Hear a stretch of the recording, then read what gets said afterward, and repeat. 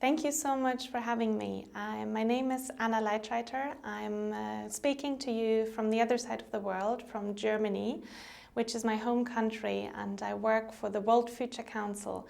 I would have loved to be with you in Australia because I have a personal relationship with your country, and I have many friends there which hosted me back 10 years ago or even longer when I was a student. So I'm really excited to engage with all of you, and unfortunately this is only today possible via video, but hopefully it's only a start of a dialogue which we can continue also in a physical meeting anytime soon. I work for the World Future Council, and the World Future Council is an organization which works internationally on policy solutions. So our main mandate is to identify policy solutions that have proved successful across the world. So for my field, that would be renewable energy and climate protection.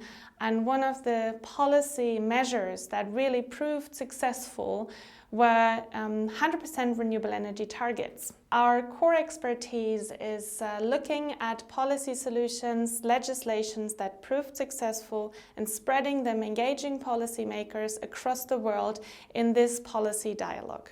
So I'm speaking today to you about the global movement of 100% renewable energy pioneers that you can find really on all continents.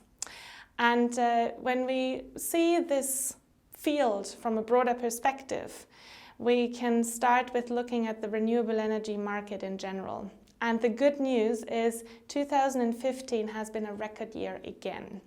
Renewable energy are really at the forefront of developments at the moment, and the generating capacity saw its largest increase ever in the last year, with 147 gigawatt added capacity within the last year. This also is reflected in the investment that goes into that sector, and we now have more than 280 billion US dollars being invested globally in that sector. With increased investment came an increase in technological advancements, cost reductions, and also jobs.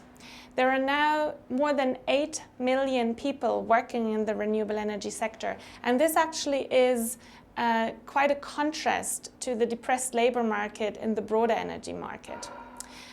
All of this shows that the question is no longer whether renewable energy play a role in the energy sector, but rather how can we best increase the current pace to achieve 100% renewable energy with a full energy access for all people in all sectors, so that it actually benefits today's and future generations. In fact, current developments prove that the future of renewable energy is still a fundamental choice, not a foregone conclusion of technological and economic trends that I was just mentioning.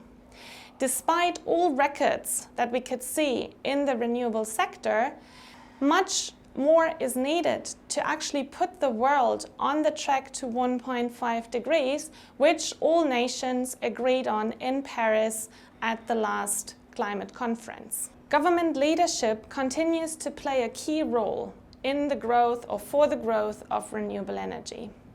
The good news is we don't have to reinvent the wheel. As of 2016, so only this year, we know that there are 173 countries across the world that had renewable energy targets, and more than 140 countries had support policies. And in fact, it is the cities and communities who lead the way. In my home country, Germany, where I'm just standing speaking to you, more than 160 regions, communities, and counties have set 100% renewable energy targets, and more than half of them have already reached this target. Our neighbor on the south, Austria, has 104 communities and regions which aim at the so-called energy autarky, which is also based on 100% renewable energy. And globally, more than 50 cities across the world have set 100% renewable energy targets. Many of them actually of quite a remarkable size. So Frankfurt, just named a few, Vancouver, Copenhagen, and Sydney in your country as well. Islands across the world like El Hierro in Spain or Samsø in Denmark, or just recently actually Hawaii in the US, have become the trendsetter of this movement. Islands close to you in Vanuatu, Fiji, that are transitioning towards 100% renewable energy because they can harvest their local resources instead of shipping all the oil and coal or whatever they use at the moment to their islands. Finally, it's not only the small communities, cities and islands across the world. The good news, there are whole nations, including countries like Cape Verde, Denmark, Iceland, Costa Rica, that say 100% renewable energy, that's our future, and we want to really use the resources we have locally. Now, this is a very encouraging movement, and it's actually quite exciting to speak to these people who are managing these transitions and who have done these transition plans to implement their visions.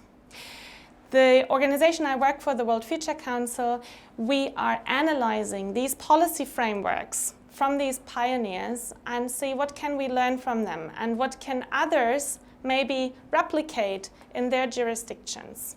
So we have looked at some of these jurisdictions that I actually just mentioned, and indeed there are 5 policy recommendations that we can draw from that.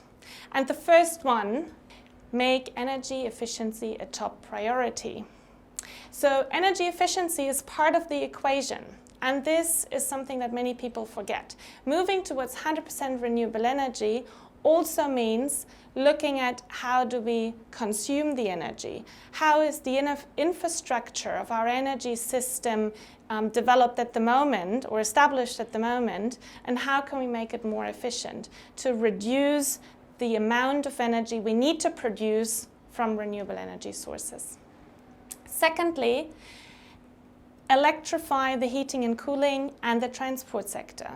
We often forget that 100% renewable energy is not only about power, it's not only about the electricity that we consume.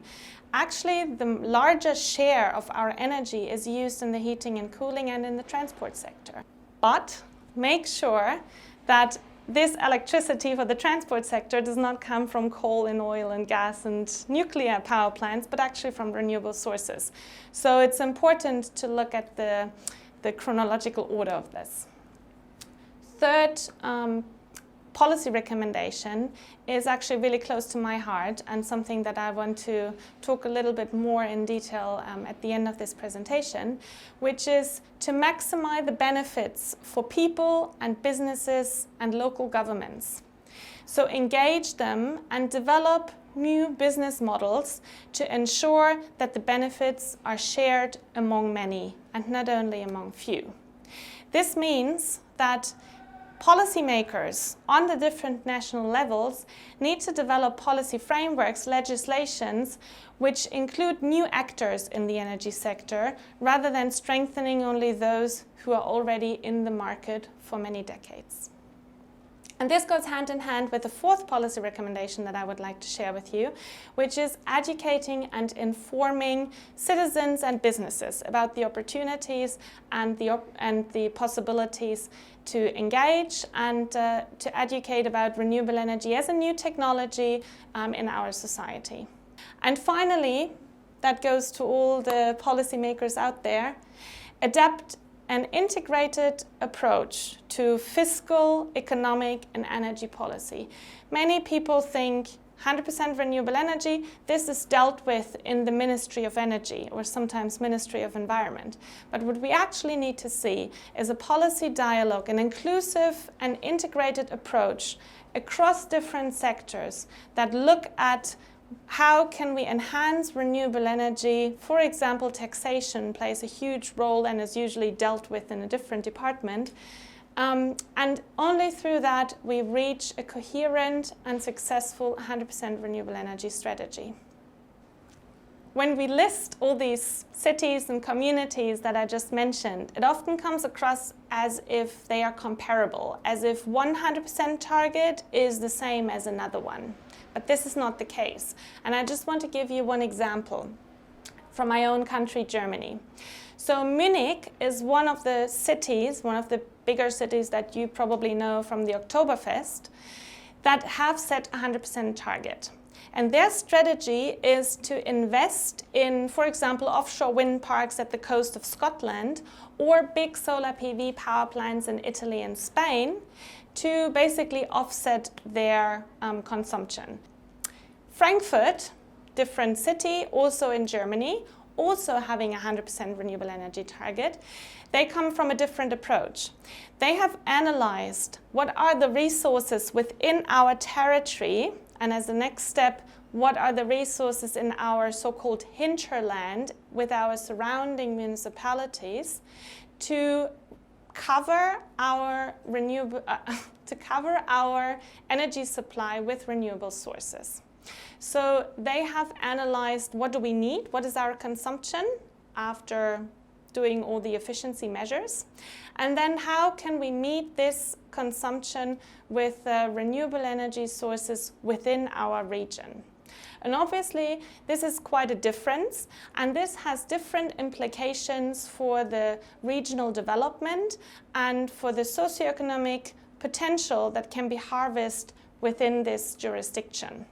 So all of this shows you that 100% target in one jurisdiction may not be comparable and equal to another one, which is not necessarily a problem, but it's just something that we need to be aware of when talking about this. And this shows that there is a clear need to measure and assess progress towards 100% renewable energy. For you, as for example, a policymaker in a council, wanting to embark on this pathway and set these targets and implement roadmaps, there needs to be guidance on what does it actually mean. And this is something that we, as the World Future Council, with our partners actually globally in the Global 100% Renewable Energy campaign, are doing at the moment. We are looking at what does it mean to become 100% renewable energy in a local government. And one of the learnings or one of the experiences that we can already fix and which I want to share with you is the fact that engaging citizens and empowering new stakeholders to engage in the energy system is one of the key criteria to, first of all, reach 100% renewable energy target, and secondly, to ensure that this serves the development in the region and creates socioeconomic value. Let me give you an example from my own country, Germany. Wolfhagen is a small, idyllic municipality in the middle of Germany with about 13,500 inhabitants. And this municipality actually faced some challenges a few years back. They had an increasing number of energy mandates to take care of. They had high expenditure for energy imports to cover their consumption. And all of this led to a financial burden in Wolfhagen. So they figured that solar and wind technology could actually provide a way out of this problem. The municipality founded a citizens cooperative in 2012, and now this cooperative actually holds 25% of the municipal utility. So basically the citizens own a quarter of the local utility. And this is a win-win situation because the utility gained additional capital from the cooperative for realizing the renewable energy projects, but also the energy consumers of the utility became cooperative members, and the customer loyalty to the utility was strengthened as well. And finally, the civic members, so the citizens of the cooperative, gained direct influence in the utility's organizational decision-making process, which which led to higher acceptance and more engagement, more informed decision-making. Last but not least, the citizens actually benefited monetarily through this engagement. This makes the whole case really interesting because it actually shows that engaging participants does not only lead to more acceptance, but creates economic value. With this example, I would like to close, and I would like to thank you for your attention, for listening to me even though I'm on the other side of the world. It's been a pleasure to contribute to your discussions, and I regret that I can't continue this in a more physical dialogue now. But as I said in the beginning, I hope this is only a start, and we can continue and start building relationships, and hopefully also see this movement in Australia flourishing over the next month and years. Thank you very much.